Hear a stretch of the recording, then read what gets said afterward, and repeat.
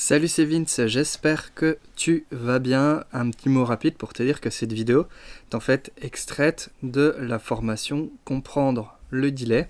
C'est très exactement la deuxième vidéo que j'avais envie de t'offrir parce que je pense que c'est important.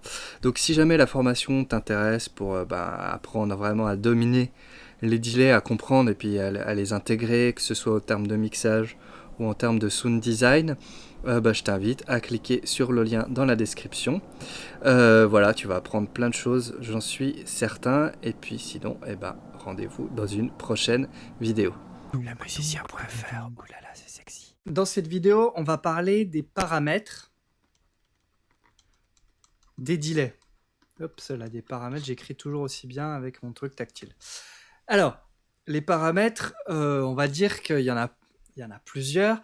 Il y en a vraiment 3 qui sont importants, voire même 2 qui sont réellement importants et que tu vas retrouver dans tous les delays. Alors parfois sous des appellations un petit peu différentes, mais c'est vraiment, ils sont incontournables, tu peux pas passer à côté. Ces paramètres, c'est les paramètres de temps, qu'on va appeler ça time, les paramètres de feedback, et souvent un paramètre de filtre. Voilà. Donc c'est vraiment les 3 mamelles du delay, hein, ni plus ni moins. Donc time, en fait, c'est le tempo. C'est le tempo de nos répétitions. D'accord? Les répétitions. Qui va très souvent partir de la double croche. Ça, c'est une double croche jusqu'à la ronde. Voilà. Et avec entre toutes les déclinaisons possibles. La double croche pointée, la croche pointée, la noire pointée, la blanche, etc. Voilà. Donc toutes ces, la blanche pointée et la ronde. Donc ça, en fait, si tu veux, c'est l'écart entre les répétitions. Si on a une répétition qui est très proche et que je le simule avec les mains, ça va faire tata. Voilà. Si on a une répétition avec un tempo beaucoup plus lointain, on va avoir quelque chose qui va faire ta. Voilà, tout simplement. D'accord? On va voir ça tout de suite dans le logiciel. Hop, je vais couper ça. Tac, on va se mettre à 0 feedback. Du coup, on a un effet d'écho. Et ici, on voit, hein, on a la double croche, la noire et la blanche. Et en fait, très souvent dans les logiciels de MAO, on a cette appellation 1/16e, 1/8e, 1/4, 1/2. Ça correspond ni plus ni moins à la notation de la musique savante. Hein. Et du coup, 1/16e va correspondre à la double croche. Voilà, et 1/4 correspond à la noire, parce qu'il y a 4 noirs dans une mesure. En fait, c'est une décomposition de la mesure. Voilà. Donc du coup, si j'active ici mon delay sur ma snare,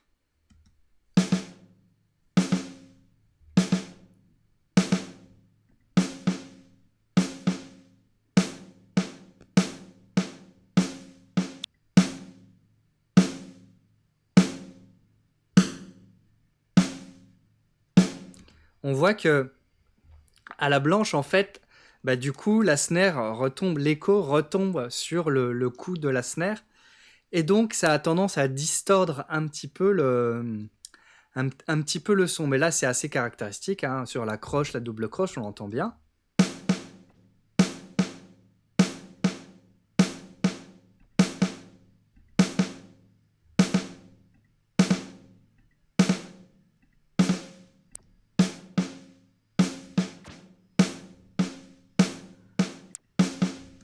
Voilà, donc ça, c'est pour l'aspect de temps. Et tu vois que l'aspect de temps ici, par exemple, il s'appelle note. Voilà, donc c'est pour ça que il faut juste apprendre à repérer, hein, où sont les éléments, parce que parfois leur nom, leur notation change. Okay. Ensuite, on a le paramètre de feedback. Autre paramètre hyper important, c'est ni plus ni moins que le nombre de répétitions. D'accord? Et du coup, quand on a le feedback à 0, on a une seule répétition. Voilà. Et quand on a le feedback, on va dire à 100, eh ben, on est sur une répétition infinie, on va avoir tendance à avoir le son qui ne se coupe jamais. Et du coup, tu peux faire une seule note et mettre le feedback à l'infini. Et ça dépend des delays, hein. Tous ne fonctionnent pas, n'ont pas le même comportement, mais très souvent, ça va te permettre de répéter cette note. Alors forcément, la répétition, elle va un peu se dégrader au fil du temps, mais c'est aussi avec ce genre de choses qu'on peut être créatif. Mais ça, on le verra beaucoup plus tard dans le cours. Je vais te donner un exemple. Ok, donc je vais augmenter progressivement le feedback.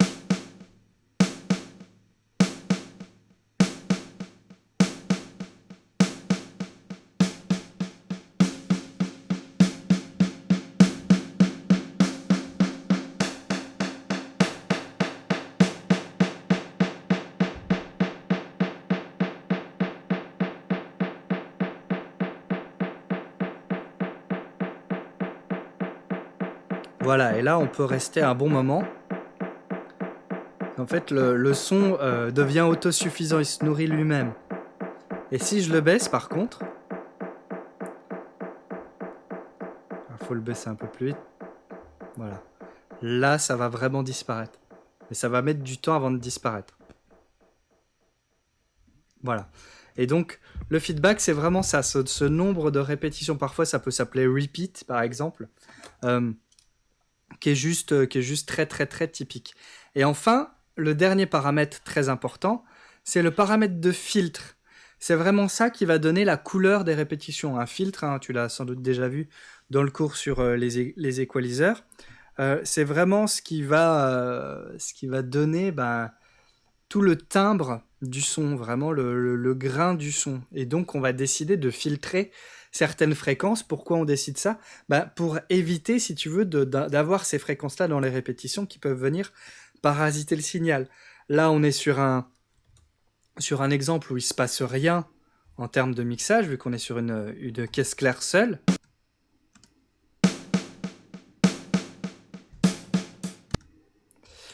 Seulement, cette caisse claire, dans un ensemble, peut-être qu'on a envie de la filtrer. Voilà, c'est pour ça que viennent les paramètres de filtre. Alors, ici, par exemple, on a un paramètre qui s'appelle Color. On va écouter ce que ça donne. Donc là, il faut vraiment être attentif. Je vais augmenter le dry wet. Il faut être attentif vraiment à la répétition.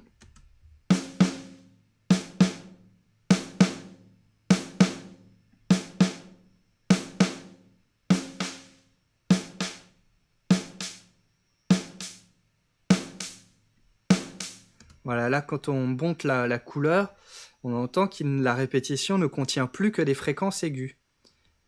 Je vais baisser cette fois-ci.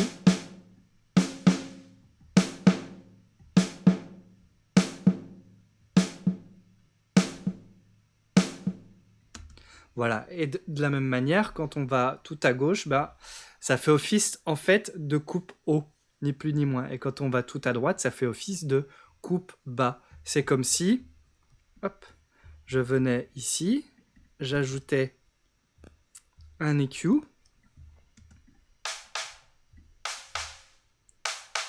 D'accord ? Sauf que cet EQ, il faudrait que je l'active et que je le désactive à chaque fois pour laisser passer la frappe de la caisse claire et l'activer pour la répétition. Voilà, donc c'est un peu compliqué.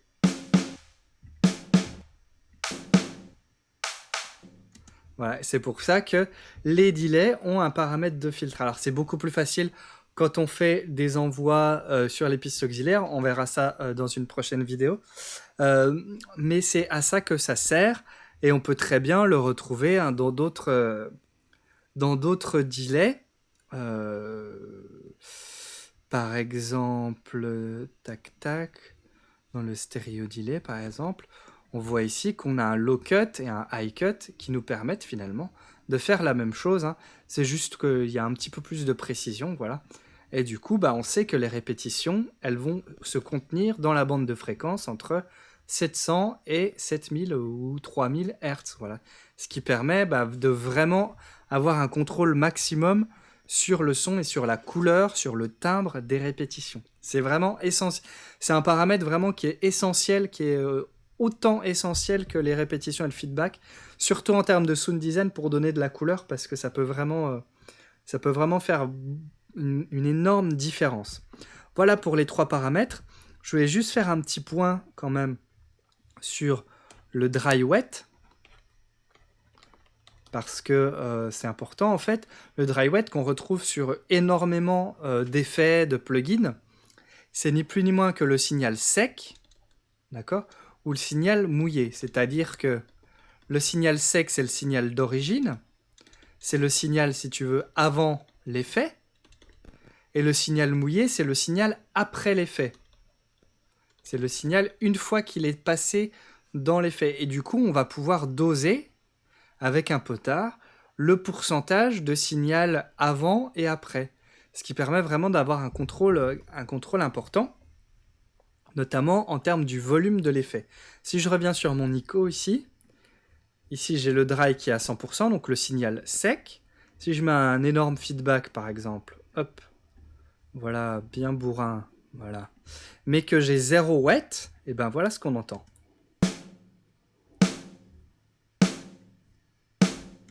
On n'entend rien. Par contre, dès que je veux augmenter mon wet,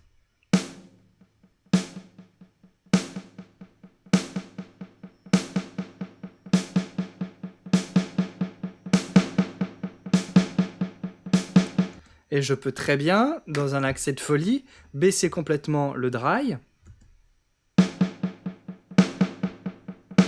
Sauf que là, il faudrait qu'on ait l'ensemble de la batterie pour se rendre compte vraiment.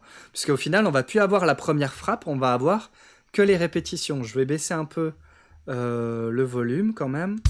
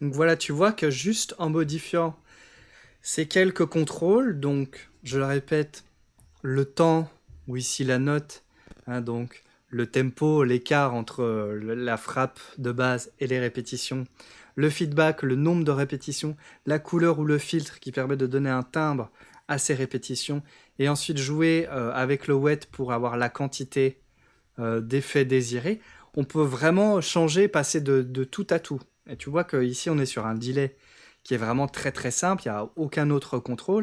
Et rien qu'avec un effet comme ça, on peut déjà faire pas mal de choses. Voilà, donc si ça t'a intéressé, tu peux rejoindre la formation en cliquant sur le lien dans la description.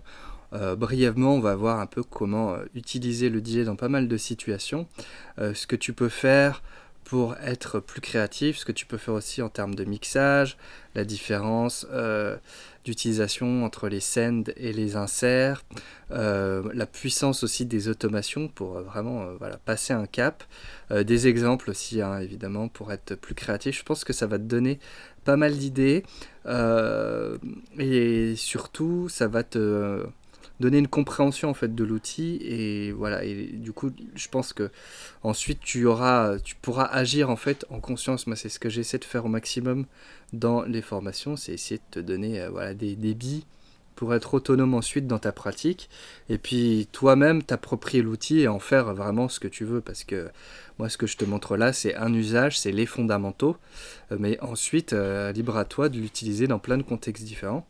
Donc voilà, la formation dure environ 2 heures. Il y a pas mal de choses, je pense. Tu vas apprendre beaucoup de trucs. Si jamais tu as une question, tu as une petite espace de chat ici sur la page. Tu peux me poser des questions. J'essaie d'y répondre au maximum dans la mesure de mes dispos. Voilà, et sinon, tu peux toujours laisser un petit pouce en l'air, t'abonner à la chaîne et surtout faire plein de musique. Ciao!